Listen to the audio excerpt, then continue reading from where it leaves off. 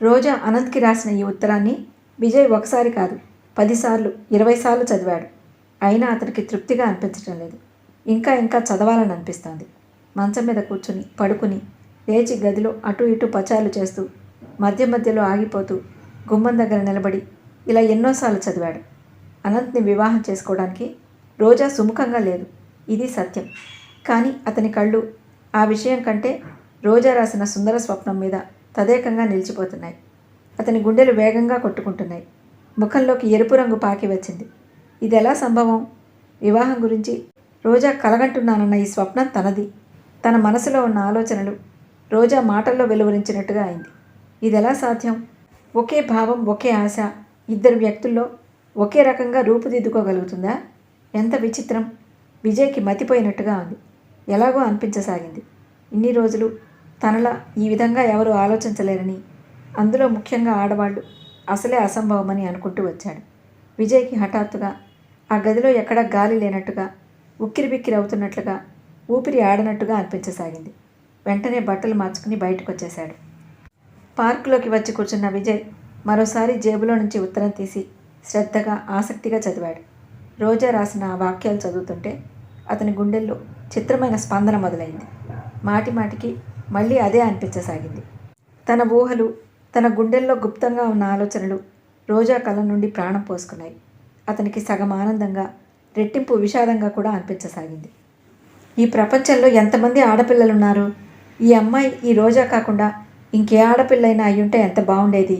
ఎంత కష్టమైనా ఆ అమ్మాయిని చేరుకునేవాడు, తన దాన్ని చేసుకునేవాడు. కానీ రోజా అసంభవం, పూర్తిగా అసంభవం. మెల్లగా వెనక్కు వారిన విజయ్ ఒక చెయ్యి మడిచి తల క్రింద పెట్టుకుని పచ్చగడ్డిలో వెల్లకిలా పడుకున్నాడు. నీలాకాశంలో దూది గింజల్లా ఉన్న తెల్లటి మబ్బులు గుంపులు గుంపులుగా తేలిపోతున్నాయి. విజయ్ మనసంతా మధురంగా, కోపంగా, విషాదంగా, నిరాశగా, సర్వభావ సమ్మేళనంగా తయారైంది. అతనికి ఎందుకో తన అపరాధం రెట్టింపైనట్టుగా ఉంది. ఆ రోజు ఈ ఉత్తరం తీసుకుని అనంత్ని పెళ్లి చేసుకోనని చెప్పడానికి వచ్చింది కాబోలు రోజా. కానీ తనకేం తెలుసు? అయినా ఇదేం చిత్రం! ఎప్పుడూ చీమకు కూడా అపకారం చేయని తను ఈ అమ్మాయిని ఇంత దారుణంగా హింసించాడు. అది ఆ అమ్మాయి స్వయంగా చేసుకున్న అపరాధమే. అనంత్ రోజా కలిసి తనని ఫూల్ చేశారన్న విషయం గుర్తుకు రాగానే అతని మనసు రోషంతో ఒకసారి మళ్ళీ చెర్రుమంది. ఇద్దరూ ఇద్దరే. నిప్పుతో చెలగాటమాడినట్టు ఎందుకలా నాటకమాడాలి? వాడికి బుద్ధి లేదు నిజమే, కానీ ఆ అమ్మాయి ఆడపిల్ల. ముందు వెనక చూసుకోవద్దు? విజయ్ మనసులో ఉవ్వెత్తుగా లేచి పడుతున్న కోపాన్ని, రోషాన్ని రోజా రాసిన ఉత్తరం విచిత్రంగా శాంతపరచసాగింది. తెలిసి చేయని, తెలియక చేయని తన వల్ల ఒక పొరపాటు జరిగింది. అవతల వ్యక్తి అమాయకురాలవని కాకపోని తన మూలంగా అన్యాయమే జరిగింది. మరి దీనికి ప్రాయశ్చిత్తం ఏమిటి? పరధ్యాసగా ఆలోచిస్తున్న విజయ్ నువ్వా అన్న పిలుపు వినిపించడంతో ఉలిక్కిపడి తిరిగి చూశాడు. ఎదురుగా వేణుగోపాలరావు గారు దగ్గరగా వస్తున్నారు. ఆయనకి కాస్త వెనకగా రాధ చేయి పట్టుకుని రోజా నడిచి వస్తోంది. ఒక క్షణం విజయ్ ఆకాశం నుంచి క్రింద పడిన వాళ్ళ చూడసాగాడు. వేణుగోపాలరావు గారు విజయ్ కూర్చున్న చోటికి దగ్గరగా వచ్చి అతనికి ఎదురుగా పచ్చగడ్డిలో కూర్చుంటూ, ఏమిటి ఈ మధ్య బొత్తిగా కనిపించడం మానేశావు? నువ్వు ఇంటికి వచ్చి ఎన్ని రోజులైందో తెలుసా అన్నాడు నిష్ఠూరంగా. విజయ్ లేచి కూర్చున్నాడు. అతని ముఖంలోకి రక్తం ఒక్కసారిగా పొంగి వచ్చింది. అప్రయత్నంగా, వేగంగా చేతిలో ఉన్న కాగితాన్ని గుప్పెట్లోకి మూసేసి ప్యాంట్ జేబులోకి తోసేశాడు. రోజా విజయ్ వైపు చూడలేదు. వేణుగోపాలరావు గారితో పాటు అక్కడికి వచ్చి కూర్చోలేదు. రాధ చేయి పట్టుకుని దూరంగా తీసుకువెళ్ళింది. ఫౌంటైన్ అంచు మీద కూర్చొని ఫౌంటైన్లో నుంచి జల్లుగా పైకి లేచి క్రింద పడుతున్న నీళ్లను చూపిస్తూ రాధకేదో చెప్పసాగింది. ఇటువైపు వీపు పెట్టి కూర్చున్న రోజాని విజయ్ మొదటిసారిగా ద్వేషం కానీ కోపం కానీ లేకుండా చూడసాగాడు. విజయ్, నీకు పనుల తొందర ఏది లేకుండా ఉంటే ఒక్క అరగంట మనం ప్రశాంతంగా, ఏకాంతంగా కూర్చోవాలి. నీతో చాలా ముఖ్యమైన విషయం ఒకటి చెప్పాలి అన్నారు వేణుగోపాలరావు గారు. విజయ్ అలాగేనన్నట్టు తలూపాడు. కానీ అతని మనసు ఆయన ఏమంటున్నారో గమనించలేదు. ఈరోజు రోజాని చూస్తుంటే అతనికి ఎలాగో ఉంది. రోజా అనంత్కి రాసిన ఉత్తరం తను చదివానని చెప్తే, అది తన స్వప్నం అని కూడా చెబితే విజయ్కి హఠాత్తుగా వేణుగోపాలరావు గారు ఒక క్షణం తనని రోజాని ఒంటరిగా వదిలేసి అక్కడి నుంచి వెళ్ళిపోతే బావుండు అనిపించసాగింది. విజయ్ గుండెల్లో రేగుతున్న ఈ సంచలనం ఏమాత్రం ఎరుగని రోజా ఇక్కడి నుండి ఎప్పుడు వెళ్ళిపోదామా అన్నట్టు క్షణాలు లెక్క పెట్టుకుంటూ కూర్చుంది. ఈరోజు ఈ పార్కుకి వేణుగోపాలరావు గారిని ఒక విధంగా బలవంత పెట్టి తనే స్వయంగా తీసుకువచ్చింది. ఈ 6 మైళ్ళలో ప్రశాంతంగా చల్లగా ఉన్న ఈ పరిసరాల్లో ఆయనకు మెల్లగా చందు విషయం చెప్పేయాలని ఆశపడింది. కానీ తీరా పార్కులోకి అడుగుపెట్టగానే దూరంగా పచ్చగడిలో తల క్రింద చేయి పెట్టుకుని ఆకాశం వైపు చూస్తూ కలలు కంటున్నట్టు పడుకుని ఉన్న విజయ్ కనిపించాడు. వేణుగోపాలరావు విజయ్ని చూడగానే, అరే విజయ్ ఇక్కడున్నాడే అంటూ సంభ్రమంగా వడివడిగా అతని వైపు అడుగులు వేశారు. గతుక్కుమన్నట్టు ఆగిపోయిన రోజాకి తను వచ్చిన పని కాదు అన్నట్లు సుస్పష్టంగా తెలిసిపోయింది. మనసంతా హఠాత్తుగా గరళం మింగినట్లుగా చేదుగా విషాదంగా అయిపోయింది. అందుకే రాధను తీసుకుని దూరంగా వచ్చేసింది. ఆ రోజు రోజా వచ్చేసరికి రాధ వీధి వాకిట్లోనే ఎదురొచ్చింది. ఏమిటమ్మా, ఏమైంది? బిక్కమొహంతో ఉన్న రాధను చూసి ఆదుర్దాగా అడిగింది రోజా.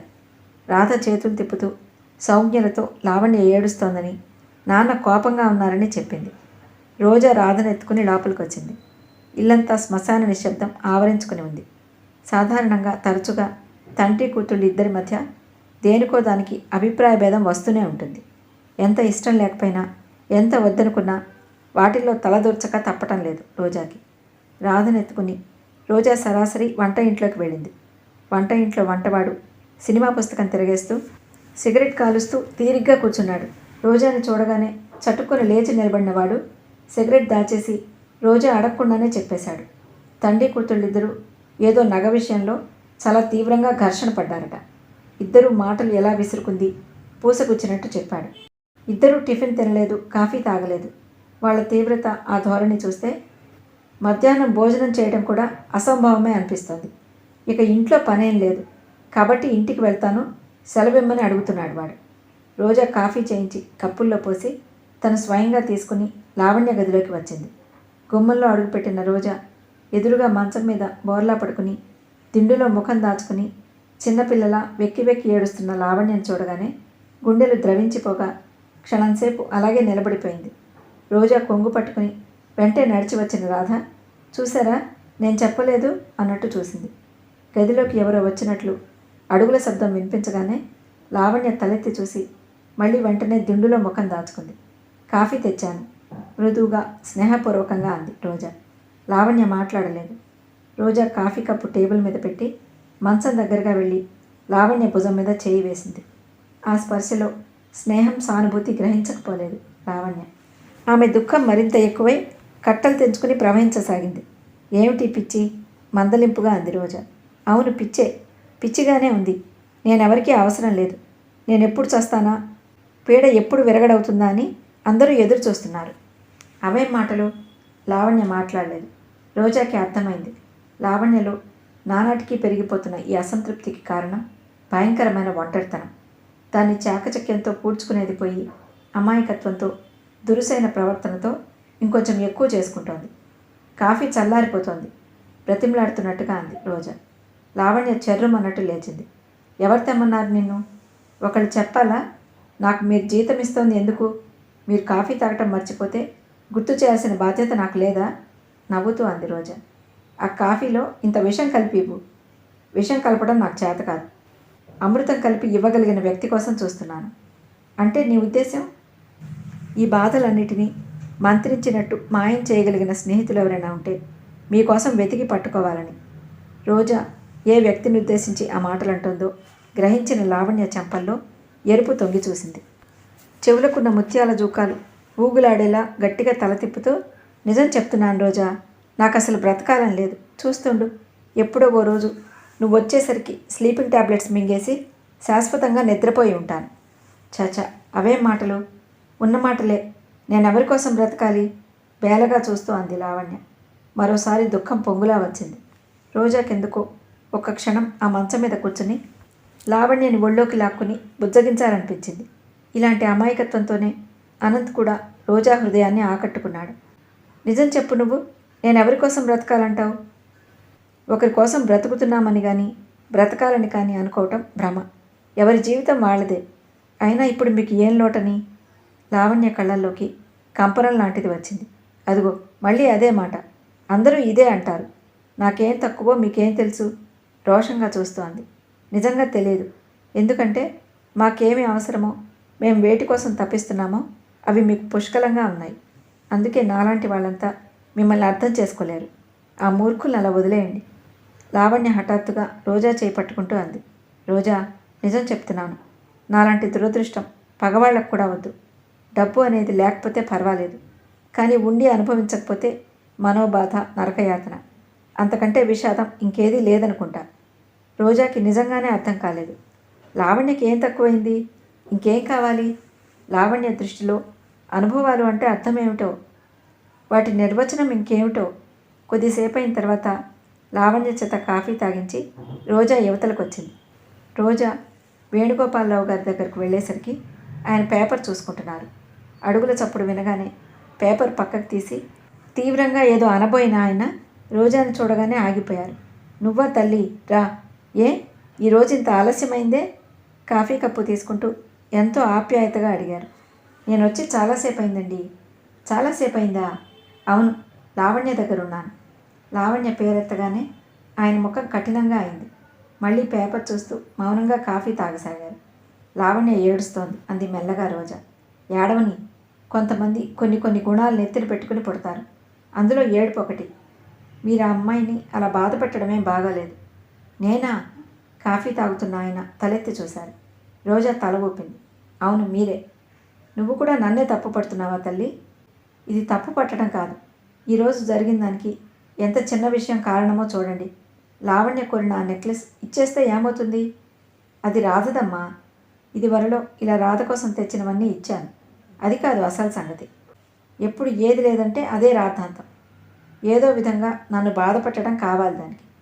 దీనికి అంతటికీ కారణం లావణ్య మనసులో ఉన్న అసంతృప్తి. అది ఏ కాస్త కారణం దొరికినా లావాలా పైకి ఊపుకుతుంది. నిజమే కావచ్చు. నన్నేం చేయమంటావో చెప్పు. కావాలన్నంత డబ్బు ఇస్తున్నాను. ఎట్లా ప్రవర్తించినా కేకలు వేయటం కూడా మానేశాను. లావణ్యకి ఎవరినైనా మంచి కుర్రాన్ని చూసి పెళ్లి చేసేయండి. నేను దానికి సిద్ధంగానే ఉన్నాను. కానీ మంచి కుర్రాడనేవాడు దొరకటం ఎంత కష్టం. అందులోనూ ఈ రోజుల్లో. దాని దృష్టిలో ఎవరైనా ఉన్నారేమో చెప్పమను. నాకు అభ్యంతరం లేదు. నిజం చెప్తున్నాను రోజా. దాని జీవితం గురించే నాకు బెంగ. నేనంటూ లేని రోజున దాని బ్రతుకు ఎంత అధ్వానంగా తయారు చేసుకుంటుందో ఊహిస్తేనే భయం వేస్తోంది.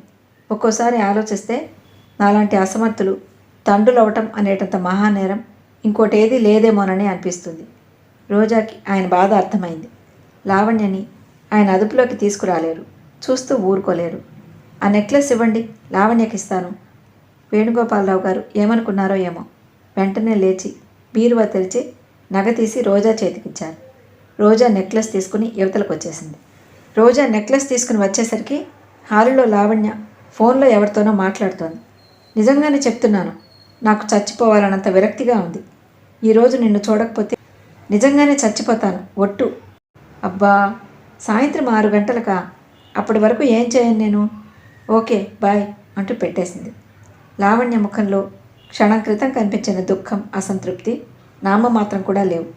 లావణ్య ఫోన్లో మాట్లాడిన వ్యక్తి ఎవరో రోజా తేలిగ్గానే ఊహించుకోగలిగింది. లావణ్య ఫోన్ పెట్టి వెనక్కి తిరిగి రోజా కనిపించగానే, నేను జేమ్స్కి ఫోన్ చేశాను. సాయంత్రం వెళ్ళి రాత్రి 2 గంటల వరకు ఇంటికి తిరిగి రానని చెప్పు అంది కసిగా చూస్తూ. రోజా ఆ మాటలు వినిపించుకోనట్టే, జేమ్స్ని చూపిస్తానని చెప్పి చూపించనే లేదు కదూ అంది తెచ్చిపెట్టుకున్న నిష్ఠూరం. ఏది? ఇంటికి రమ్మని పిలిస్తే వస్తాను అంటాడే తప్ప రానే రాడు. ఈసారి దీపావళికి ఊరుకోను, భోజనానికి పిలుస్తాను. ఏం మనిషో, ఎదురుగా ఉంటే ప్రాణం తీసిచ్చేలా మాట్లాడతాడు. కాస్త కనుమరుగైతే అసలు గుర్తే ఉండనట్టు ప్రవర్తిస్తాడు. మగాళ్ళంతే, అందుకే నమ్మకూడదు అని నాలుక చివరిదాకా వచ్చిన మాటల్ని ఎలాగో నిగ్రహించుకున్న రోజా, నేను కుట్టించిన జేబురుమాలు ఇచ్చారా అని అడిగింది. ఈరోజు ఇస్తాను. అతను నాకు కనిపిస్తే ఒక మాట చెప్పాలి. ఏమని? మా లావణ్య ఆలోచనల నిండా మీరేనని. లావణ్య నవ్వింది. రోజా తేలికగా ఊపిరి పీల్చింది. ఒకసారి కళ్ళు మూసుకోండి. చేతులు వెనక్కి పెట్టుకుని నిలబడి మాట్లాడుతున్న రోజా అంది. ఎందుకు? పనుంది. ఏమిటది? చెప్పకూడదా? తినబోతూ రుచి అడగటం దేనికి? వడ్డించబోయేది హితవవుతుందో కాదో తెలుసుకుందామని. అవుతుంది, మీకు ఇష్టమైందే. ఏమిటబ్బా అది? లావణ్య బుద్ధిమంతురాల్లా కళ్ళు మూసుకుంది. నేను తెరవమనే వరకు తెరవకూడదు, సరేనా? సరేనన్నట్లు తల ఊపింది.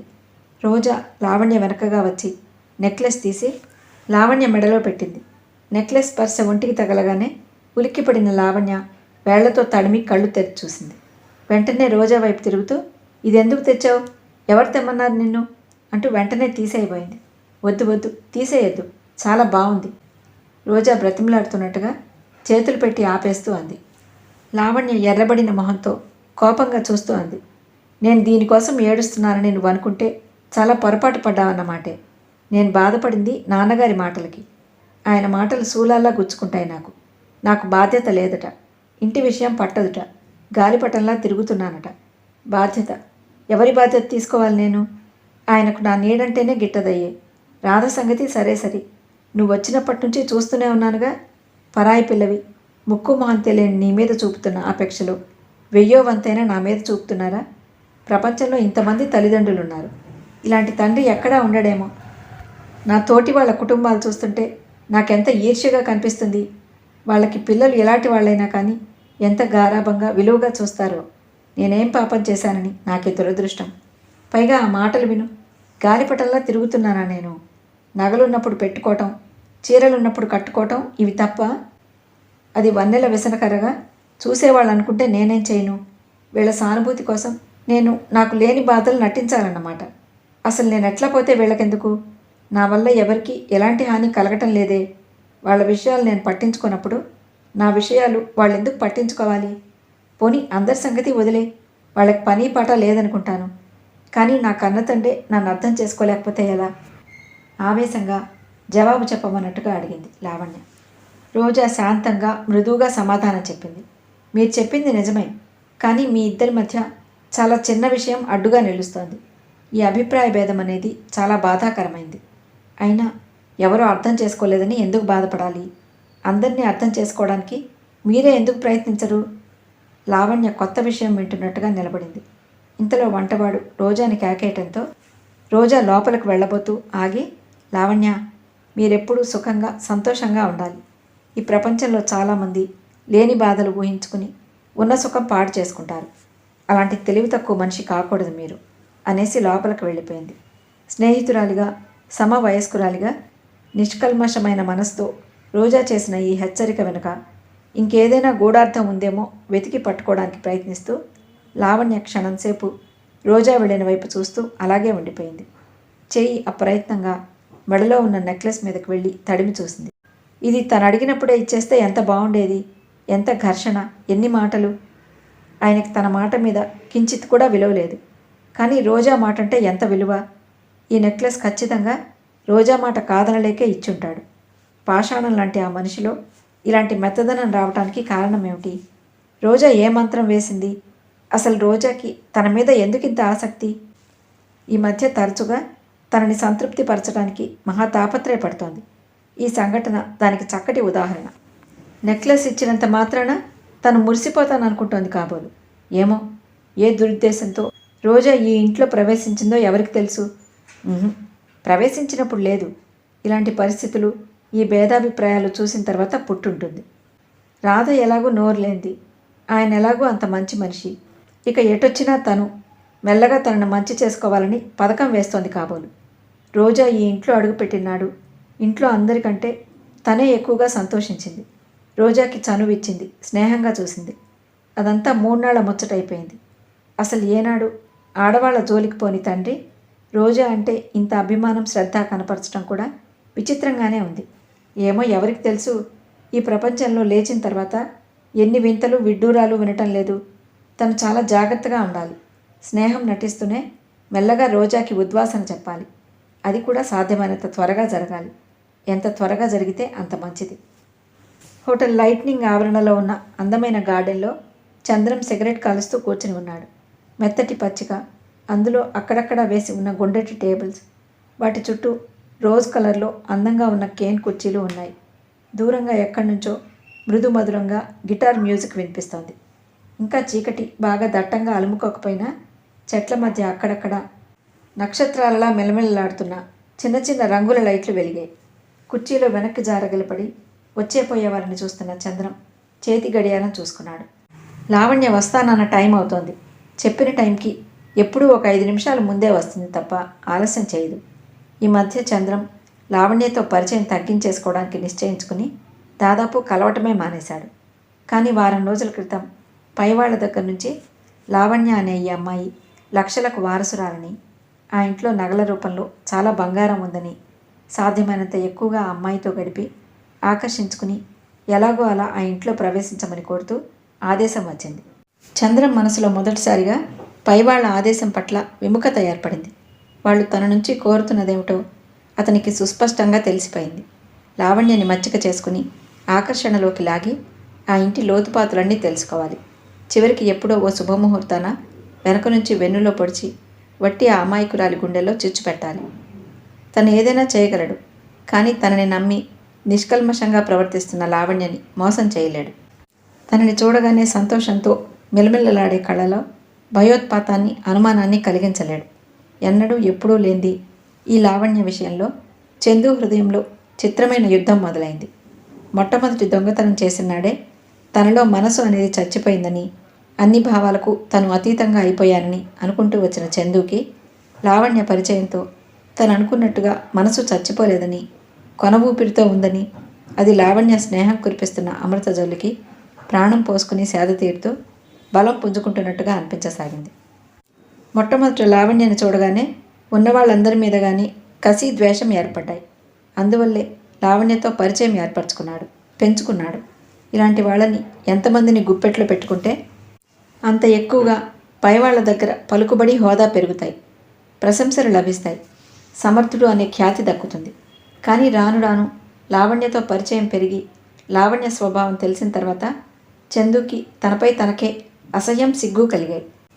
అతనికి తెలియకుండానే అతనిలో నా వల్ల ఈ అమాయకురాలికి కించిత్ కూడా హాని కలగకూడదు అనే దృఢమైన అభిప్రాయం కలగసాగింది. అది క్రిందటి నెల మురళి హత్యతో మరింత బలపడింది. మురళి తనతోటి వాడే. తనకంటే 2 సంవత్సరాల ముందుగా ఈ గ్యాంగ్లో కలిశాడు. చిన్నపిల్లల్ని ఎత్తుకురావటంలో మురళి చాలా గట్టివాడు. అతనికి ఆ విద్యలో సాటి లేరనే చెప్పచ్చు. మురళి తల్లి, తండ్రి చిన్నప్పుడే చనిపోయారట. బంధువులింట్లో అక్కడక్కడా పెరిగి పెద్దవాడయ్యాడట. రాయలసీమలో ఓ కుగ్రామంలో పుట్టిన మురళికి ఈ గ్యాంగ్కి ఎలా స్నేహం కలిసిందో ఆ దేవుడికే తెలియాలి. గాలివాటికి ఎండుటాకులా కొట్టుకొచ్చానోయ్ అనేవాడు తప్ప ఇంకేం చెప్పేవాడు కాదు. 4 నెలల క్రితం మురళి పైవాళ్ల ఆదేశం ప్రకారం సేట్ పన్నాలాల్ ఇంట్లో డ్రైవర్గా చేరాడు. పన్నాలాల్ సిటీలోకెల్లా పెద్ద వడ్డీ వ్యాపారస్తుడు. అతని భార్య చనిపోతే రెండో పెళ్లి చేసుకున్నాడు. ఆ అమ్మాయి ముట్టుకుంటే మాసిపోయేటంత అందంగా ఉండేది. మురళి ఆ ఇంట్లో చేరిన 2 నెలలకే ఆ చిన్న భార్యకి ఇతనికి స్నేహం కలిసిందట. మురళి స్నేహితులుగా అప్పుడప్పుడు తను కూడా ఆ ఇంటికి వెళ్తూ ఉండేవాడు. ఇంకా పసితనం వదలనట్టున్న ఆ చిన్న భార్యకి 4 సంవత్సరాల కొడుకున్నాడని కళ్ళారా చూసిన తర్వాత కూడా తను మురళి నమ్మలేకపోయారు. అంత లేతగా, అంత నాజూగ్గా ఉంది. వయసు చెల్లిన భర్త, అందులో ఎప్పుడూ ఇంట్లో ఉండడు. ఆ అమ్మాయి మురళి వైపు ఆకర్షింపబడటానికి ఆట్టే వ్యవధి పట్టలేదు. మురళి ఆ అమ్మాయి సన్నిహితంగా, చనువుగా ఉన్నప్పుడు పైవాళ్ల ఆదేశం ప్రకారం తనే రహస్యంగా ఫోటోలు తీశాడు. ఆ ఫోటోలు పట్టుకుని మురళిని, ఆవిడ్ని బ్లాక్మెయిలింగ్ చేయమని ఆదేశం వచ్చింది. పైవాళ్లకి ఎదురు తిరగలేని మురళి ఆ పని చేయడానికి ఎంత బాధపడ్డాడో తను స్వయంగా చూశాడు. మురళికి వాళ్ళ ఆజ్ఞని దాటే సాహసం లేదు. తప్పనిసరిగా బెదిరిస్తూ ఉత్తరాలు రాశాడు. ఆ అమ్మాయి ఏడ్చింది, బ్రతిమలాడింది. తనది ఎంతో పరువుగల కుటుంబమని, వీధిలోకి లాగవద్దని, భర్త ఇది తెలిస్తే తనని చంపేస్తాడని ఏదేదో రాసింది. మురళికి ఆ అమ్మాయి అంటే గుండెల నిండా సానుభూతి ఉన్నా ఒక్క వాక్యం కూడా పైకి అనడానికి వీల్లేదు. చివరికి ఆ అమ్మాయి ఆత్మహత్య చేసుకుని చనిపోయింది. తన మరణానికి ఎవరూ బాధ్యులు కారని, తన తెలివి తక్కువ తనమే కారణమని ఉత్తరం రాసి పెట్టడంతో ఏ గొడవ లేకుండా పోయింది. కానీ ఆ అమ్మాయి చనిపోయే ముందు మురళికే ఒక ఉత్తరం రాసింది. ఆ ఉత్తరంలో ఏం రాసిందో దేవుడికే తెలియాలి. మురళి పిచ్చి పట్టినట్టు అయిపోయాడు. ఈ గ్యాంగ్కి ఎదురు తిరుగుతానన్నాడు. పోలీసులకు పట్టుబడిపోయి వీళ్ళు చేసేవి, చేయించేవి, దారుణాలన్నీ బయట పెడతానన్నాడు. 2 రోజుల అనంతరం మురళిని బొంబాయి రమ్మనమని ఉత్తర్వు వచ్చింది. బొంబాయి రైలు ఎక్కించాడు తనే స్వయంగా. కానీ అతను బొంబాయి చేరలేదు. తిరిగి ఇక్కడికి రానూ లేదు. ఏమైపోయాడో, ఎలా మాయమయ్యాడో ఎవరికీ తెలియదు. చందుకి నిద్ర పట్టడం మానేసింది. తను, సింగు, మురళి ఒకరంటే ఒకరు ప్రాణంగా ఉండేవాళ్ళు. సింగ్ని మురళి ఏమై ఉంటాడు అని అడిగితే అతను పెదవి విరుస్తూ, ఇంకెక్కడి మురళి, ఎప్పుడో సఫా చేసి ఉంటారు అన్నాడు. నిజంగా? నమ్మలేనట్టు చూస్తూ అడిగాడు. నిజం, నాకు నమ్మకంగా తెలుసు. ఆ మాటలు చెప్పేటప్పుడు సింగ్ కళ్ళ నిండా గిరున నీళ్లు తిరిగాయి. చందు ఒళ్ళు జల్లుమంది. ఆ గాలితో ఆ చుట్టుపక్కల ఎక్కడో అజ్ఞాతంగా మృత్యుదేవత దాక్కుని అతని కోసం పొంచి చూస్తున్నట్టుగా, ఏ క్షణంలోనైనా తనని సింగుని కూడా కబళించవచ్చును అన్నట్టుగా అనిపించసాగింది అతనికి. ఆ విషయం మస్తిష్కంలో మెదిలినప్పుడల్లా అతని వెన్నెముక జలధరిస్తూనే ఉంది. ఈ సంఘటన జరిగిన తర్వాత అతను లావణ్యని కలవటం మానేశాడు. ఒకసారి ఒక హోటల్లో కనిపించింది. చప్పున లావణ్య దృష్టిలో తను పడకముందే మెరుపులా యువతలకు వచ్చేశాడు. మరోసారి ఫోన్ చేసింది. ఉండి కూడా లేడని చెప్పించాడు. ఈరోజు లావణ్య హఠం చేయడంతో అతనికి రాక తప్పలేదు.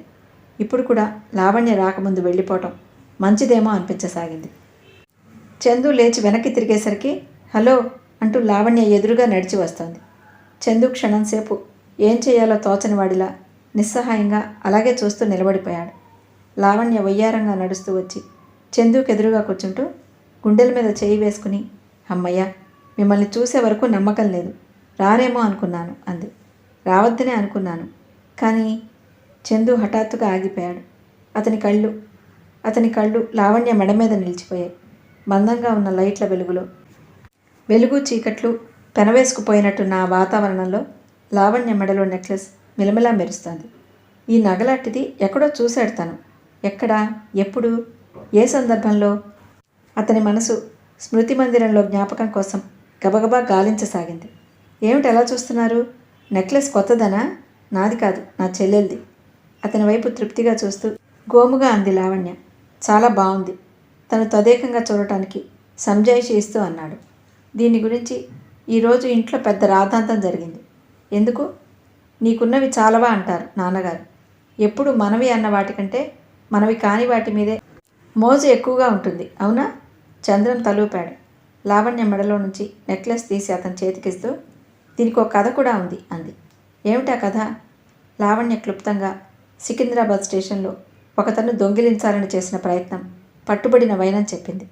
చంద్రం చెవుల్లో హోర్ లాంటిది మొదలైంది. నెక్లెస్ని చూస్తున్న నెపంతో దించిన కళ్ళని ఎత్తలేదు అతను. అతని గుండెల్ని ఎవరో బలంగా పిండేస్తున్నట్టు అనిపించసాగింది.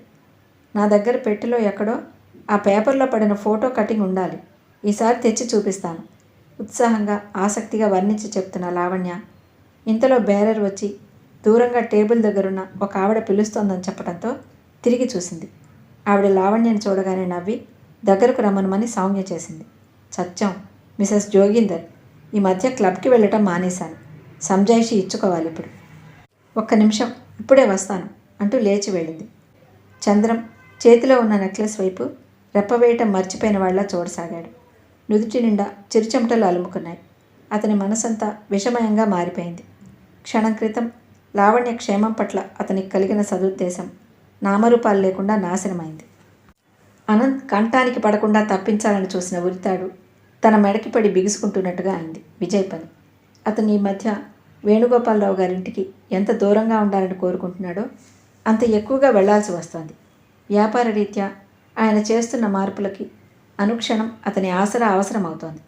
సాధారణంగా అతను వెళ్ళేసరికి ఎప్పుడు రాధా, రోజా అయినా ఈ ముగ్గురు కలిసే కనిపిస్తారు. రోజా విజయ్ అడుగుల సబడి పసిగట్టగానే ఏదో పనున్నట్టు అక్కడి నుంచి లేచిపోతుంది. 2-3 సార్లు ఇది స్పష్టంగా గమనించిన వేణుగోపాలరావు గారు విజయ్ ఎదురుగానే రోజాని మందలించారు. రోజా, విజయ్ ముందు నీ మొహమాటం నాకు నచ్చలేదు. అతను మనకి పరాయివాడు కాదని నీకు చాలాసార్లు చెప్పాను. నా దగ్గర నీకు ఎలాంటి స్వతంత్రం ఉందో అంతకంటే మించిన చనువు అతని దగ్గర ఉండాలి. నువ్వు అలా ఉంటే నేనెంతో సంతోషిస్తాను. రోజా చూపులు క్షణంసేపు విజయ్ కళ్ళతో మెరుపులా కలిసి విడిపోయాయి. విజయ్ ఆసక్తిగా ఏం సమాధానం చెప్తుందోనన్నట్టు కుతూహలంగా చూస్తూ నిలబడ్డాడు. ఇంకెవరైనా సరే మీతో సమానం అనండి, కానీ దయుంచి ఈ వ్యక్తి మాత్రం కాదు. రోజా ఈ మాటలు అనటానికి నోరు తెరిచి మళ్ళీ ఆగిపోయింది. విజయ్ ఆయనకి ఎంతో ప్రీతిపాత్రుడు. అతన్ని ఏదైనా అంటే ఎందుకు, ఏమిటి అంటూ కారణాలు అడుగుతారు. విన్నట్టు ఊరుకుంటే ఈ ప్రసంగం ఇంతటితో ఆగిపోతుంది. విజయ్కి తనకి మధ్య ఉన్న ఈ భయంకరమైన గతం తన గుండెల్లో అజ్ఞాతంగా ఉండిపోని. రెండో మనిషికి తెలియాల్సిన అవసరం లేదు. కనీసం తన ద్వారా ఇప్పుడు అసలు తెలియకూడదు. వేణుగోపాలరావు గారి హెచ్చరిక వల్ల అప్పటి నుంచి ఆయనను కష్టపెట్టడం ఇష్టం లేక బలవంతంగా ఆగిపోయినా అది ముళ్ళ మీద నిలబడ్డట్టే ఉండేది. ఏదో పని కల్పించుకుని ఆయనకి అనుమానం రాకుండా వెళ్ళిపోవాల్సి వచ్చేది. ఆ రోజు భోజనాల వేళ విజయ్ కూడా ఆ పూట భోజనానికి అక్కడే ఉండిపోయాడు. వేణుగోపాలరావు గారు, రాధ, విజయ్ కూర్చున్నారు. భోజనాల విషయంలో రోజాని తమతో సమంగా కూర్చొని తినేలా చేయాలని ఆయన చేసిన ప్రయత్నం సఫలం కాలేదు. కూర్చోమ్మా, పర్వాలేదు, మనలో మనకేమిటి, నాతో పాటు కూర్చుని నువ్వు కూడా భోజనం చెయ్యి అన్న ఆయన మాటలని రోజా వినయంగానే తిరస్కరించింది. ఆయన ఎంత చనువిచ్చినా, ఈ ఇంట్లో ఎంత అధికారం ఇవ్వాలని ప్రయత్నిస్తున్నా రోజా తన హద్దుల్ని తను రవంత కూడా దాటేది కాదు. లావణ్య కానీ ఇంకెవరైనా కానీ వెతికి చూసినా తన ప్రవర్తనలో లోపం చూపించలేనంత జాగ్రత్తగా ఉండేది. అతి మంచివాడైన ఆయన సహృదయంతో ఇచ్చిన చనువు తీసుకుని తను తమ స్థితి మర్చిపోయి ప్రవర్తించకూడదు. ఎవరెంత చెప్పినా తను ఈ ఇంటి నౌకరు క్రిందే లెక్క, మిగతా వాళ్ళెంతో తను అంతే. ఆడపిల్లనే గౌరవం చేత కానీ, సాటి కుటుంబంలో మనిషి అని కానీ వాళ్ళు గౌరవంతో అభిమానంతో చూస్తున్నారు. అదే 10,000, అంతకు మించి తనకేం అవసరం లేదు. రోజా వచ్చినప్పటి నుంచి వేణుగోపాలరావు గారు రోజా చేత స్వయంగా వడ్డించుకుని భోజనం చేసేవారు. ఆయన భోజనం చేస్తుంటే ఎదురుగా నిలబడి ఏమేం కావాలో కనుక్కోవటం, కొసరి కొసరి వడ్డించటం రోజాకి ఆనందంగా, ఎంతో సంతృప్తిగా ఉంటూ వచ్చింది. ఈరోజు విజయ్ కూడా భోజనానికి కూర్చోవడంతో రోజా కాస్త ఎడంగా నిలబడిపోయింది. విజయ్, వేణుగోపాలరావు గారు ఇంకా బిజినెస్కి సంబంధించిన విషయాలు ఆ లోకంలో మునిగిపోయినట్టుగా మాట్లాడుకుంటున్నారు. భోజనం చేయటం దాదాపు అయిపోవస్తోంది. రోజా పెరుగు వడ్డిస్తుంటే చాలా కొద్దిగా వేయించుకున్న విజయ్ ఇంకా చాలు అన్నట్టు చేయి అడ్డు పెట్టాడు. వెయ్యమ్మా వెయ్యి, అతని తీరే అంత, అన్నీ వద్దంటాడు అన్నారు వేణుగోపాలరావు గారు. అంత క్రితం కూరలు, పులుసు మొదలైనవి కూడా అతను వద్దని చేయి అడ్డు పెట్టడం, వేణుగోపాలరావు గారి బలవంతం మీద రోజా వేసేయటం జరిగింది. ఈసారి కూడా రోజా వేసేయబోయింది. వద్దు వద్దు, వద్దంటుంటే విజయ్ పెరుగు ఎక్కువగా వేసేయబోతున్న రోజా చేయి గట్టిగా పట్టుకొని వేయనీయకుండా ఆపేశాడు. రోజా నిటారుగా అవటం అతను గమనించకపోలేదు. ఎక్కువ తినటం నా నియమం కాదు. ఈరోజు ఆ అలవాటు కూడా అతిక్రమించి తినేశాను. భుక్తాయాసం అంటే నాకు చెడ్డ చిరాకు. విజయ్ రోజా చేతిలో గిన్నె తీసుకుని టేబుల్ మీద దూరంగా పెట్టేశాడు. రోజా భోజనాల గదిలో నుంచి యువతలకు వచ్చేసింది. చేతి మీద మణికట్టు దగ్గర విజయ్ స్పర్శ ఇంకా విద్యుత్ తరంగాల్లా తేలి వస్తోంది. ఎందుకలా చేశాడు? అది అప్రయత్నంగా జరిగిన పనా, లేక ఆయనకెదురుగా ఎంతో సహజంగా ఉండాలని చేస్తున్న ప్రయత్నమా? రోజాకి ఏది అర్థం కాలేదు. రోజాకి ఈ మధ్య చాలా బాధగా ఉంటుంది. ఆర్థిక అవసరం, ఒత్తిడి మూలంగా వేణుగోపాలరావు గారి అండన తప్పనిసరిగా ఉండాల్సి వచ్చినా అనుక్షణం అలా విజయ్ కళ్ళ ముందు ఏమీ ఎరగనట్టు మసలటం చాలా నరకంగా ఉంది. అతని మనసులో ఎలాంటి భావం లేదన్నట్లు అతని వైఖరే చెప్తోంది. కానీ తను ఈ పరిసరాలకి దూరంగా పారిపోవాలని తహతహలాడుతూ కూడా బలవంతంగా కట్టిపడేసినట్టు ఆగిపోవాల్సి వస్తోంది. మొదట్లో విజయ్ మీద ఎలాగైనా సరే ప్రతీకారం తీర్చుకోవాలని, అతనిని రెట్టింపు బాధకి గురయ్యేలా ఏదైనా చెయ్యాలని రోజాకి ఎంతగానో అనిపించేది. కానీ రాను రాను అది పూర్తిగా అసంభవమని తేలిపోయింది. ఏం చేయగలదు తను అతన్ని? అందులోనూ వేణుగోపాలరావు గారికి అత్యంత అభిమాన పాత్రుడైనప్పుడు. రోజా తను వచ్చిన ఈ కొద్ది రోజుల్లో మిగతా విషయాలతో పాటు అది కూడా స్పష్టంగా గ్రహించింది. విజయ్ అంటే ఆయనకి ప్రాణం. విజయ్ మీద ఈగ కూడా వాలనివ్వరు. అతని మీద తను ఫిర్యాదులు ప్రారంభించినా, అసహ్యంగా మాట్లాడినా అది తన పునాదికే ఉద్వాసన చెప్పించే ప్రమాదం రావచ్చు. అందువల్ల రోజా తప్పనిసరిగా విజయ్ పట్ల ఉన్న వైరాన్ని, ద్వేషాన్ని గరళంలా మింగి ఊరుకోక తప్పడం లేదు. తరచుగా వేణుగోపాలరావు గారి ఇంటికి రావటం తప్పనిసరైన విజయ్కి క్రమంగా రాను ఆ ఇంట్లో అడుగు పెట్టగానే అప్రయత్నంగా రోజా కోసం కళ్ళతో బ్రతకటం అలవాటైపోయింది. వెనక నుండి రోజా నడక, అందంగా ఉన్న జడని, పక్క నుంచి చూస్తే నాజూకుగా కనిపించే చెంపలని తదేకంగా చూస్తూ ఉండేవాడు. బురదలో నుంచి వచ్చిన పద్మంలా అంత లేమిలో ఉండి కూడా రోజా సౌందర్యం చెక్కు చెదరలేదు. శరీరంలో ఆ లావణ్యం నిలుపుకోవడానికి ఉన్నత కుటుంబాల్లో స్త్రీలు పడే అవస్థలు, తీసుకునే జాగ్రత్తలు ఎరగనివి కావు. ఈ ప్రపంచంలో అందమైన ఆడవాళ్ళు చాలామంది ఉండొచ్చు. కానీ చూడటానికి కంటికి ఇంపుగా ఉండి హృదయాన్ని స్పందింపచేసే సంస్కారం, జీవితాన్ని ధైర్యంగా ఎదుర్కోగల సాహసం ఉన్న ఆడపిల్లలు చాలా అరుదు. ఈ రెండో రకానికి చెందిన రోజా అంటే అనంత్కి ప్రాణప్రదంగా అవటంలో ఆశ్చర్యమేమీ లేదు అనిపించసాగింది. విజయ్ వచ్చినప్పుడు ఎప్పుడైనా ఏ కారణం చేతనైనా రోజా కనిపించకపోతే అతనికేదో అసంతృప్తిగా, వెలితిగా అనిపించేది. తన హృదయంలో మెల్లమెల్లగా ప్రాణం పోసుకుంటున్న ఈ చైతన్యాన్ని అతను ఒక్కోసారి బొత్తిగా అర్థం కాని వాడిలా విహ్వలుడైనట్టు గమనిస్తూ ఉండేవాడు. తనలో వస్తున్న ఈ మార్పు అంత మంచిది కాదని, దీని పరిణామాలు విపరీతంగా ఉంటాయని, అవి తనకి ఏమాత్రం అనుకూలంగా ఉండవని అతనికి నమ్మకంగా తెలుసు. తన మనసు ఎటువైపు మొగ్గుతుందో అర్థం చేసుకోలేనంత వివేకహీనుడేం కాదు. ఈ భావాన్ని మొగ్గలోనే తుంచేయాలని అతని ఆంతర్యం తహతహలాడుతోంది. ఎంతో అపురూపంగా అద్భుతంగా ఉన్న ఈ భావాన్ని పుట్టుకలోనే నాశనం చేయాలని అతనికి పట్టుదలగా ఉన్నమాట నిజమే. కానీ ఏమాత్రం సాధ్యం కావటం లేదు. జీవితంలో మొట్టమొదటిసారిగా తను ఇబ్బందిలో ఇరుక్కుంటున్నానని తెలిసి కూడా జాగ్రత్త పడలేకపోతున్నాడు అతను. విజయ్ హఠాత్తుగా లావణ్య మీద శ్రద్ధ కనపరచసాగాడు.